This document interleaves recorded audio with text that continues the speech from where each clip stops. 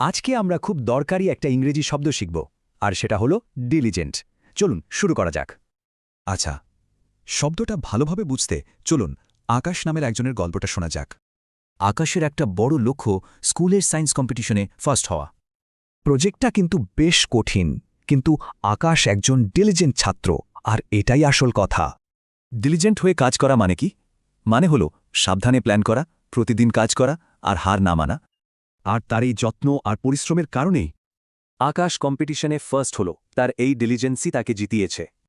তাহলে বোঝা গেল ডিলিজেন্ট মানে শুধু হার্ডওয়ার্কিং না, এর সাথে কেয়ারফুল আর প্রেসিস্টেন্ট চেষ্টাও থাকতে হবে। এবার চলুন কিছু উদাহরণ দেখা যাক যেখানে ডিলিজেন্স শব্দটি ব্যবহার করা হয়েছে। এই বাক্যে ডিলিজেন্ট দিয়ে বোঝানো হচ্ছে সে পড়াশোনায় খুবই যত্নশীল ছিল আর তাই ক্লাসে সেরা হয়েছে। ডিলিজেন্ট এখানে একটা পুরো টিমকে বোঝাচ্ছে, যাদের একনিষ্ঠ চেষ্টার ফলে কাজটা সময়ের আগেই শেষ হয়ে গেছে। আর এই উদাহরণে ডিলিজেন্ট শব্দটি এমন একজন কর্মীর কথা বলছে যিনি সবসময় মন দিয়ে কাজ করেন। তার মানে ডিলিজেন্ট হওয়া মানে শুধু খেটে যাওয়া নয়, বরং কাজটা নিখুঁতভাবে মনোযোগ দিয়ে করা। ডিলিজেন্ট হতে চাইলে এই সহজ কয়েকটি স্টেপ ফলো করা যেতে পারে। তাহলে এখন ভাবার পালা কোন লক্ষ্যে ডিলিজেন্ট হওয়া যায়, কারণ এই গুণটাই কিন্তু সাফল্য এনে দেয়।